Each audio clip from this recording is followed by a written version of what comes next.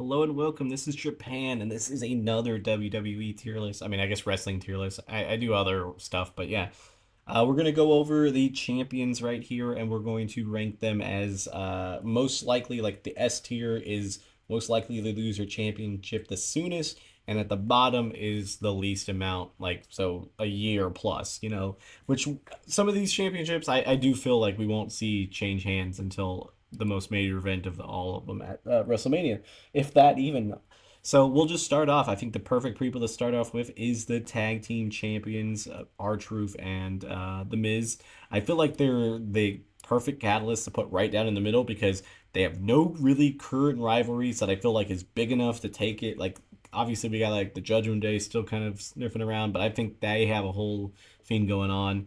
And overall, they don't really have anything. But I don't see them holding on to those titles super long. Like, I could see possibly SummerSlam being where they take it away because Miz is a big Cleveland Browns fan. I think he's from Cleveland altogether. So I think that would also be pretty fitting to either lose the championship or at least hold it till then. So I think we got until SummerSlam, if not longer. And it's going to be probably somebody, getting hot in the tag division, which is pretty stacked, but they just haven't really been able to pull the trigger on any other tag team, which is, valid. We still got some time. So next up, we have the NXT champions, Nathan Frazier and Axiom. This one I feel like is a lot more likely to be, switch because like they're in a rivalry with the Good Brothers. I feel like the Good Brothers could possibly be like kind of a gatekeeping tag team down there to maybe form like help form new champions or like new championship opportunities for other tag teams. But that division's so slacking down there that I could also see these two holding on to it for much longer because unless somebody's like under their weight, like going from like a top, like the main event to the bottom, I don't really see that there's anybody coming down there or like there anybody in NXT challenging for it now. So I still think it's pretty high. There's a chance. I don't think Battlegrounds will see anything. I know we get a match, but there's a possibility that might be when they change. But I don't know if it's quite there. Next up, we got Bailey. Bailey is honestly kind of like it feels like most of the time she's been a second FOD and being kind of like a transitional champion. So we know she faces Piper Niven at Clash of the Castle. I think she wins there. I think that's kind of like where they're going for. I still almost think in my mind that maybe if she's gonna lose to somebody anytime soon, it would maybe be Naomi turning heel. I mean that would be a pretty good storyline. Like Bailey finally finds a friend on the other side, and then that person turns on her too. I mean, Damage Control is still around, even though they're not in the same brand, so you never know. I just feel like with Nia Jax automatically having the chance of her at um, SummerSlam, I think we have Bailey hold on to it until she gets cashed in on, probably in between that, and then that will set up whatever Nia Jax and the new person who cashes in on it, which I'm thinking is Tiffany Stratton. It's more moving pieces, but I do think that she has a much higher chance of getting losing that championship. Like I don't think she survives SummerSlam, no matter what. Next up, we got the tag team champions, Bianca and Jade.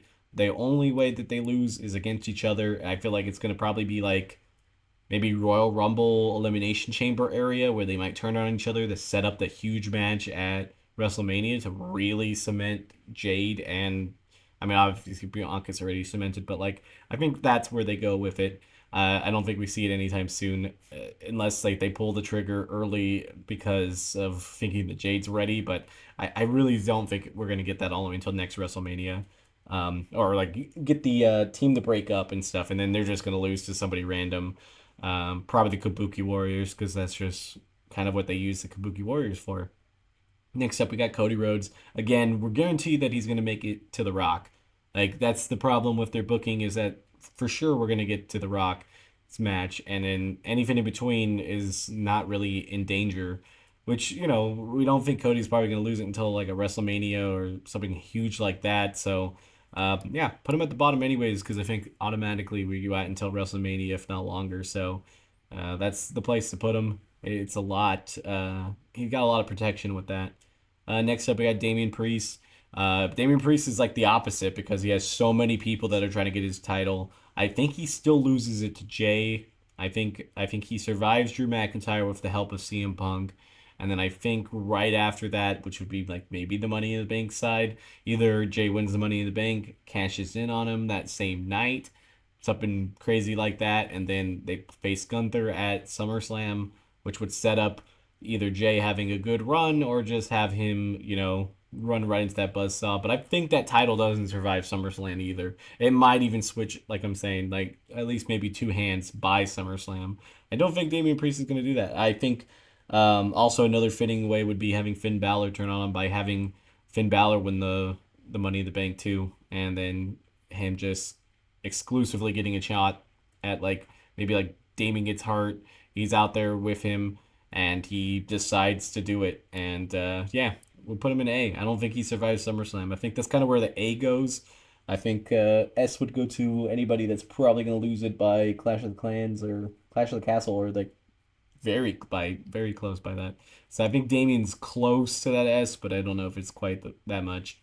Liv Morgan, who just recently won the championship, I think holds on to it until whenever Rhea Ripley is ready. I don't think Rhea is near being ready, so I'm gonna put her in C. I think she'll last fairly long with it. I don't see her dropping the title until it's against Rhea. At least even if Rhea doesn't take it off of her, just having that rematch. So I'm gonna go C. I think it's gonna be a decent amount of time because I think that injury is a decent amount of time. Next up, Logan Paul. Which Logan Paul does not defend the title, so it's a little bit hard to figure out where he's going to lose this. Um, I honestly believe Logan Paul is going to lose it at SummerSlam. I think that's where they're setting it up with LA Knight and all that, so I'm going to put it in A. I think he's on the chopping block with it, but I could see him lasting a lot longer with it. I don't think he needs the title. I don't think he. I think he got enough eyes on it and what they wanted to do with it. I think it helps, but I think it really should go to somebody who's going to defend it like all over the place, all over the time. Somebody who's just going to be a workhorse like LA Knight and make the U.S. title something that's his. And I think he's the perfect person for it. Also, second best choice would be Carmelo, and I could almost see that this could be a triple threat where they have them three at Money in the Bank. uh, Something happens, obviously, where Logan Paul escapes that, and then they get the rematch at SummerSlam. That's kind of how I would book it, but that doesn't mean that it's going to be the truth. But I don't see him lasting until, I think he loses at SummerSlam. Again, same thing with The Miz. I think them being in front of a hometown makes it better for the pop, but better for the heartbreaking loss. Next up, we have Oba Fetty. Now, he's one of those champions. Automatically, I believe he loses it this weekend at Battlegrounds. But it's a big if they're gonna promote him to the main event scene. I feel like he's ready. He's shown that he's ready, and they're very lacking at that top tier talent. And the only way to do that is to take this, the secondary belt off of him. He could definitely hold on to it for a lot longer. I mean, the whole point of it being like it ended up being is it a fatal four way or a triple threat? Is that he can go off clean and not lose that match. It could be completely out of his hand. So I'm gonna put S. I feel like out of all of these championships, he's probably one of the ones that will have the most likely chance to lose it.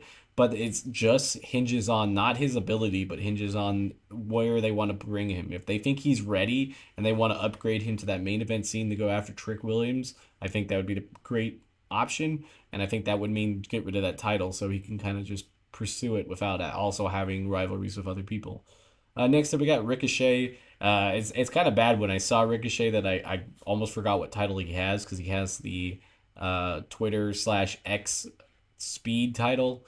I think that title is designed to switch hands all the time, so I think I don't see Ricochet holding on to it too much. I think they'll promote somebody else, and it kind of sucks because like I know they're trying to keep it as like its own separate lore, own separate thing on there, but it would be nice that he could bring it out at least once, like walk around with it, but like you only see it in on the matches, and that kind of sucks. I'm gonna be honest, that's not ideal, but I'm gonna put S tier because I feel like it's sooner than later. I think that was what it's designed to be is somebody to kind of just give them a title, give them something to do, and then just move on to the next thing, if not upgrade them to, more main event scenes.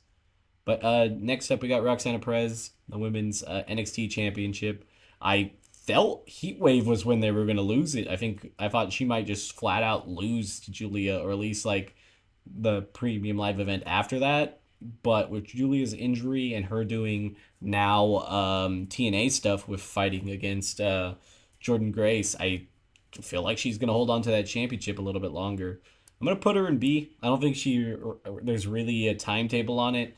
I think she could hold it on all the way for the end of the year also, but she could also just randomly lose it to somebody who's kind of hot and then regain it back.